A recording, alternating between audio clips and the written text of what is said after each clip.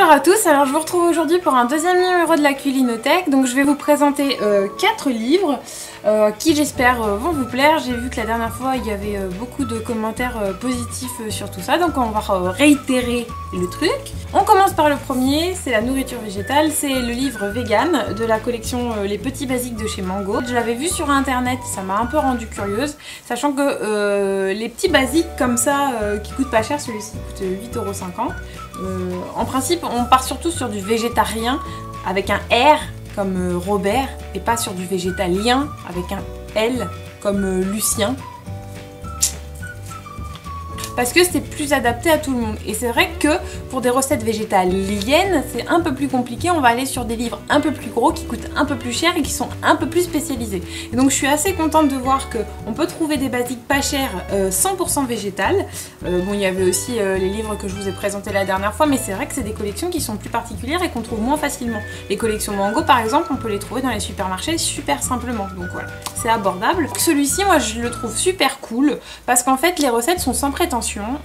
Tout le monde peut les faire, il n'y a pas de difficulté particulière, ni à trouver les matières dont on a besoin et ni à la réalisation. Il n'y a pas trop de chichi, il n'y a pas trop de blabla. Vous voyez, on va juste avoir deux petites pages comme ça, une double page plutôt, d'introduction sur ce que c'est et sur ce dont on va avoir besoin. Et donc du coup, on va aller sur des recettes, vous voyez, par exemple de pancakes simples pour le petit-déj, pour les brunchs. Ça va aussi, moi par exemple, là, je pense que ce que je vais tester bientôt, c'est le scones au cranberry. Je pense aussi à ces crackers là, j'adore ça moi les crackers, d'ailleurs on va en parler juste après, donc la transition va se faire assez rapidement. Et puis pour vous montrer quelques recettes, j'en ai une qui m'a un peu tapé dans l'œil et je pense que je vais la réaliser incessamment sous peu, comme dit l'expression qui date des années 80. Ce wok de légumes qui a l'air juste top, qui est super facile avec des aliments qu'on trouve partout. Et voilà. Et puis pour le clin d'œil du dessert, ce carrot cake aux graines qui correspond tout à fait à mes attentes au niveau des desserts et au niveau des gâteaux. Voilà pour celui-ci, donc moi je vous le conseille vraiment plutôt 2 fois qu'une, il coûte vraiment pas cher. Alors en plus de ça, j'ai vu que ils avaient refait aussi toute leur collection de petits basiques comme celui-ci, et il y en a un sur les lamen. Ouais, je parle vachement japonais en fait. On dit pas ramen, on dit lamen les gars. C'est comme ça, vous parlez japonais ou vous parlez pas japonais. Ah, excusez-moi. Je pense que ça peut être sympa si vous n'avez pas du tout de livre de cuisine et si vous voulez commencer à construire votre collection. Il y a les marabouts dont je vais parler aussi après. Et puis ceux-là qui peuvent être sympas puisqu'ils coûtent pas très cher et qui sont plutôt sympathiques. Voilà, on passe au deuxième livre, il est temps.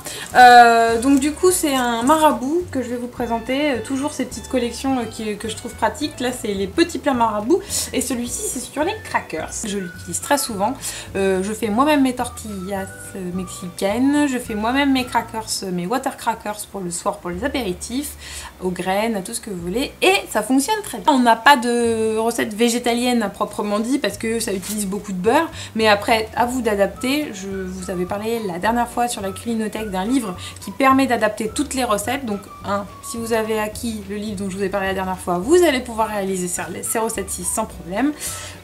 Enfin bref, on adapte. Donc encore une fois, on va avoir, et c'est ce que j'apprécie dans les gammes marabouts, même les petits, et je vais pas revenir là-dessus parce que je vais vous en présenter un juste après, c'est qu'on a toujours quand même des pages explicatives qui vont permettre de rassembler les produits et rassembler les éléments avant de pouvoir faire les recettes. Donc ça c'est ma recette de base, le water cracker salé, que je fais assez souvent. C'est des trucs qui se font en 2 secondes, c'est mon mari même qui les fait maintenant pour vous dire. Donc là on a des variantes de ce water cracker. C'est aussi la recette que j'adore faire, les tortillas épicées. Tous les types de crackers qu'on peut trouver, il y en a même des sucrés, il y en a des au fromage, il y en a des qui gonflent un peu, qui sont un peu feuilletés, bref on a vraiment tout. Et puis sur la fin on va avoir même quelques recettes de dips sympas pour tremper. Troisième livre, toujours un marabout, donc celui-ci on va retourner plus sur ma passion pour le pain, je sais pas si vous voyez, pain de campagne, avec son écriture toute argentée et toute de mille feux.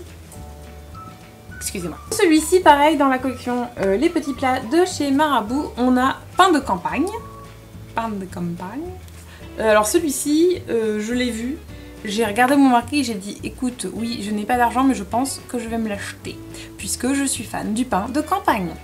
Et ça fait partie des basiques à avoir si vous voulez vous lancer parce que ce qui est pratique avec ce livre là, c'est que les pains sont faits à la main, on n'a pas forcément besoin de machine et les recettes sont très très simples. Contrairement à celui dont j'avais parlé la dernière fois, en fait, que je voulais vous représenter aujourd'hui, mais que je suis un peu débile, celui-ci, qui pour le coup c'est boulangerie naturelle, c'est 100% végétal, donc c'est quand même vachement pratique. Je veux pas revenir dessus parce que je l'ai déjà présenté la dernière fois.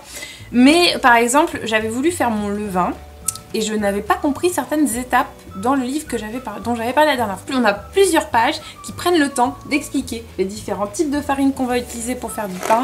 On a aussi les différents types de levure et justement la différence entre levure et levain. Et on a une recette de préparation de levain qui est ultra précise, jour par jour, heure par heure. Je pense que je le tenterai et je pense que je vais réussir parce que vraiment on a une page complète sur la fabrication du levain et c'est vachement bien. Comme le pain, plein de rimes en un. Je suis vraiment trop bien. Je vais arrêter. Ce qui est aussi bien, c'est qu'ils expliquent les différentes façons de pétrir et vous voyez, on me pose souvent la question, est-ce que t'as un robot? Mais toi t'as un robot? Mais non, au début j'avais pas de robot quand j'ai commencé à faire du pain, j'avais mes mains, mes 10 doigts. Et en fait ça fonctionnait tout aussi bien que depuis que j'ai le robot. Alors c'est sûr qu'avec le robot, quelque part on gagne du temps parce que, et puis pendant que ça tourne, on peut faire autre chose. Mais bon, voilà, c'est un gain de temps, rien d'autre. Il est 11 h les gars, 11 h. On va avoir que des pains rustiques en fait. Quand ils disent pain de campagne, je pense que c'est vraiment pain rustique, pain basique et qui vont être simples à faire et vraiment ça dédramatise la boulangerie et ça dédramatise le fait de faire du pain chez soi. Donc, par exemple, moi il y a celui-ci qui m'intéresse bien et que je pense que je vais faire un de ces jours, le pain multicéréal au raisin. J'ai fait celui-ci, le pain bis, je l'avais déjà montré. Alors, ce qui est cool aussi, c'est qu'on va avoir des pains un peu plus compliqués. Ça va être aussi réparti comme ça, c'est-à-dire que là, on va avoir au début des bases de pain normaux, et puis après, on va partir sur des pains qui vont se compliquer un peu. Donc, on va utiliser du muesli, on va ajouter des choses, des graines, on va avoir des pains au cacao. Alors, celui-ci, c'est pareil, je pense qu'un jour, je vais me le tenter plutôt 2 fois qu'une. Des pains au fromage, des pains au lardon. C'est un bon basique pour de la boulangerie, pour les gens qui ont un peu peur de se lancer. Si vous voulez commencer à vous faire des collections de livres de cuisine et de recettes, je pense que vous pouvez partir sur ces deux-là. Il y en a même d'autres. Je vais vous en présenter un autre. Les Larousse. Vous m'avez vu de près là. Les Larousse aussi comme ceci. Donc là moi j'ai le Made in London. Qui peuvent s'adapter très bien, ils sont à 7,90 €. Voilà, moi je pense que pour commencer des recettes, c'est vachement pratique tous ces petits livres qui sont pas compliqués, où il y a une quarantaine de recettes qui sont abordables au niveau du prix et au niveau de la réalisation. Voilà, et ben écoutez, je crois que j'ai terminé pour aujourd'hui. Donc c'était pas 4, c'était 3 livres, parce que j'en avais déjà présenté un la dernière fois. Il n'y a pas mieux là-dedans. Et puis bah écoutez, moi ce que je fais c'est que je vais vous laisser parce que je vais continuer à travailler parce que je ne peux pas faire que des vidéos toute ma journée et toute ma vie non plus, même si j'aimerais bien, hein, mais pour l'instant c'est pas mon boulot.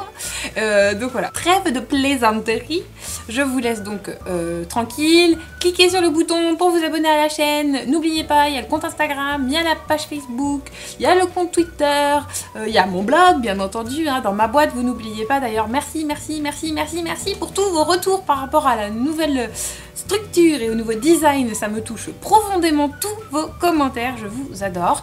Et moi je vous retrouve très rapidement pour une nouvelle vidéo sur je ne sais pas quel thème, on verra bien, mais c'est sûr que je vais vous retrouver. Allez bisous, salut et bonne journée.